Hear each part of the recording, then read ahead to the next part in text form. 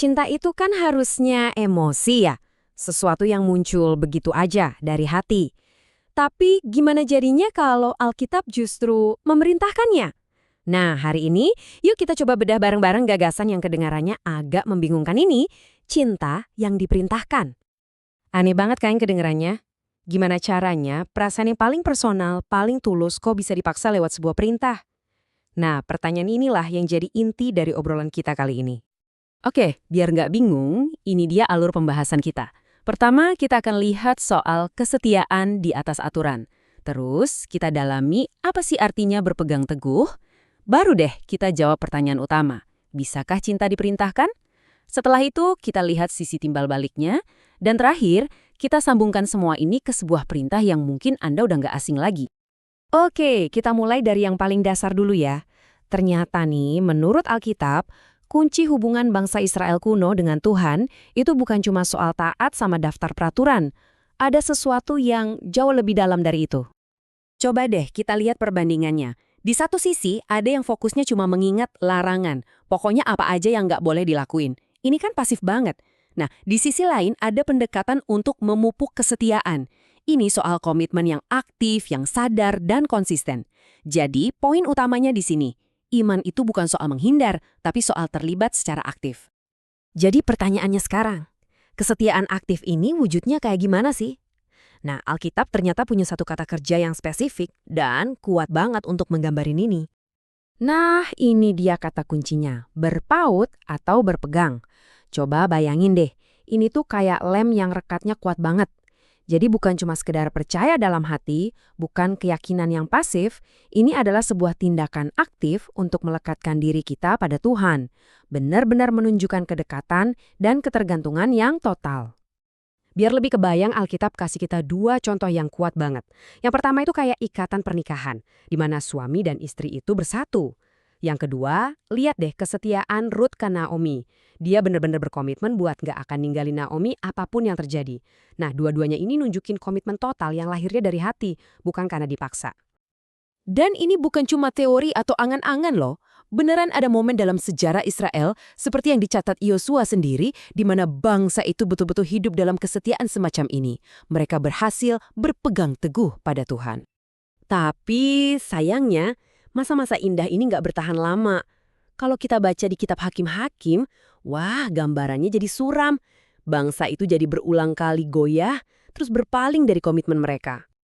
Nah, sekarang kita udah punya dasarnya nih. Kita paham kalau inti iman itu adalah berpegang teguh atau kesetiaan. Yuk, sekarang kita balik lagi ke pertanyaan besar di awal. Jadi, bisa nggak sih cinta itu diperintahkan? Perintahnya tuh jelas banget. Nggak bisa lebih eksplisit lagi. Di Yosua 23 ayat 11 ini, bangsa Israel bukan cuma disaranin, tapi benar-benar diperintahkan untuk mengasihi Tuhan. Nah loh, kita jadi berhadapan langsung lagi nih sama paradoks yang tadi. Nah, disinilah letak kuncinya. Kata Ibrani untuk kasih di sini, yaitu ahaba, ternyata artinya bukan cuma sekedar perasaan. Ya, memang bisa sih berarti keintiman atau cinta romantis, tapi dalam konteks perintah ini, maknanya jauh lebih ke sesuatu yang bisa kita kendalikan, sebuah komitmen dan pengabdian yang kita lakukan dengan sadar. Jadi, kalau cinta kita pahami sebagai sebuah tindakan, sebuah keputusan sadar untuk berkomitmen dan mengabdi, ya berarti cinta itu bisa diperintahkan. Perintahnya bukan untuk merasakan sesuatu secara tiba-tiba, tapi untuk memilih melakukan sesuatu, yaitu memilih jalan kesetiaan. Dan paradoksnya pun terpecahkan. Tapi tunggu dulu, ini bukan hubungan satu arah loh.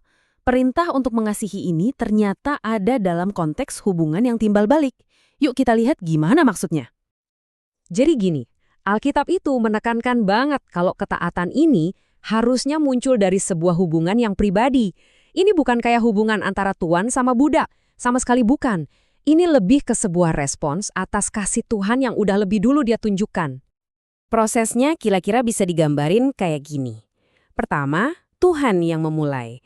Dia yang berinisiatif lewat kasihnya. Lalu yang kedua, giliran manusia untuk merespons.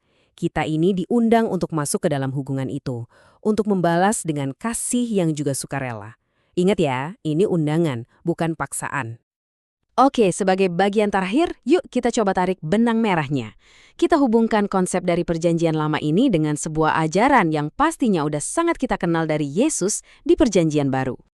Di Perjanjian Baru, kita tahu Yesus memberikan apa yang dia sebut sebagai perintah baru kepada murid-muridnya, yaitu untuk saling mengasihi.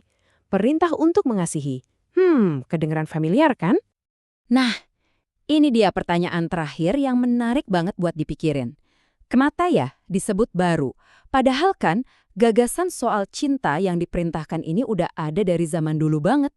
Apa sih yang bikin ini terasa baru, tapi di saat yang sama akarnya tuh udah kuno banget? Dan jawabannya, seperti yang bisa kita lihat di sini, ada pada kesinambungan. Perintah baru dari Yesus di Injil Yohanes ini ternyata nyambung banget sama perintah lama dari kitab Imamat. Ini nunjukin kalau cinta sebagai sebuah komitmen itu sebetulnya bukan ide baru. Ini adalah penegasan kembali dari sebuah kebenaran yang abadi. Sebuah pengingat bahwa cinta sejati itu, pada intinya, adalah sebuah pilihan sadar yang kita buat lagi dan lagi setiap hari.